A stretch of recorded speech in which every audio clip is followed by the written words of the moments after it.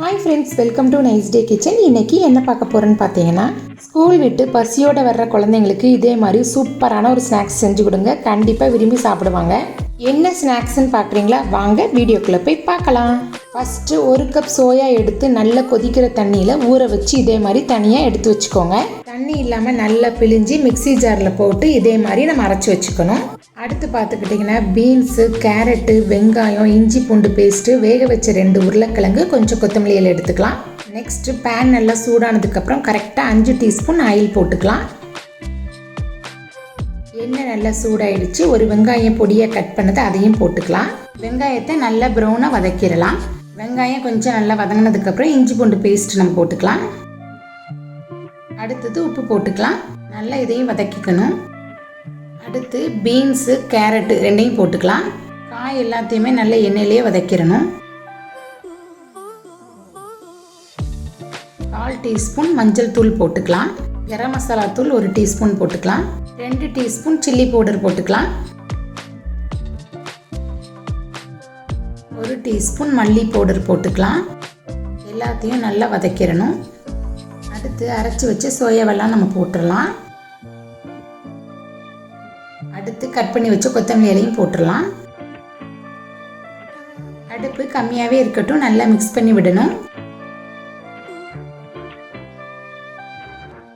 உப்பு பத்தலை, இன்னும் கொஞ்சம் போட்டுக்கலாம். மசாலா ரெடி ஆயிடுச்சு. நம்ம ஸ்டவ் ஆஃப் பண்ணி இதை நல்லா ஆற வைக்கலாம். இந்த மசாலாவை நான் பவுலில் மாற்றிக்கிட்டே இதை நல்லா ஆறிடுச்சு பாருங்கள். அடுத்து பார்த்துக்கிட்டிங்கன்னா, உருளைக்கிழங்கை நான் நல்லா மசிச்சு வச்சுருக்கேன். அதை எடுத்து இதில் போட்டுடலாம். நல்லா பிசைஞ்சு எடுத்துக்கணும். அடுத்து 4 பிரெட்டை மிக்சியில் பவுடர் பண்ணி எடுத்து வச்சுக்கிட்டேன். அதையும் போட்டுக்கலாம். இதையும் நல்லா பிசைஞ்சுக்கணும். லாஸ்ட்டாக 3 டீஸ்பூன் சோள மாவு போட்டு அதையும் நல்லா பிசைஞ்சு எடுத்துக்கணும். இதே மாதிரி மாவெல்லாம் பிசைஞ்சு ரெடி பண்ணி வச்சுக்கலாம். கையில் கொஞ்சம் எண்ணெய் தடவி மாவை இதே மாதிரி எடுத்துக்கணும். உங்ககிட்ட குக்கீஸ் கட்டர் இருந்தால் இதே மாதிரி நீங்கள் செஞ்சுக்கலாம். அப்படி இல்லைன்னா கையில் வடை மாதிரியும் தட்டிக்கலாம்.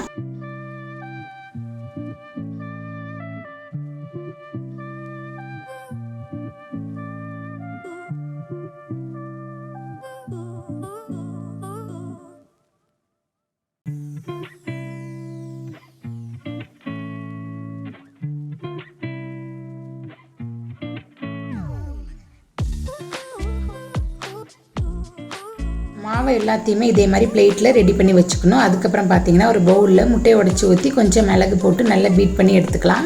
இன்னொரு பிளேட்டில் ப்ரெட்டை நம்ம பவுடர் பண்ணி வச்சுருந்தோம்ல, அது கொஞ்சம் எடுத்துக்கலாம்.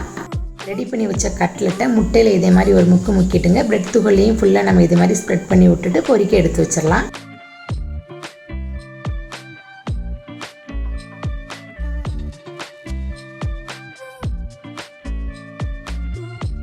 அடுத்து கட்லெட்டை ஃபுல்லாக நம்ம பொரித்து எடுத்துக்கலாம். அடுப்பை கம்மி பண்ணி வச்சே தான் பொரிக்கணும். அப்போ தான் உள்ளே நல்லா வேகும்.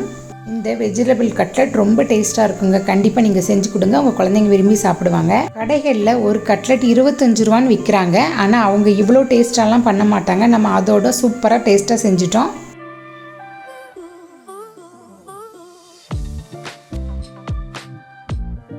அவ்வளோதான், வெஜிடபிள் கட்லெட் ரெடி ஆயிடுச்சு. நீங்கள் தக்காளி சாஸ் வச்சு சாப்பிட்டு பாருங்கள்.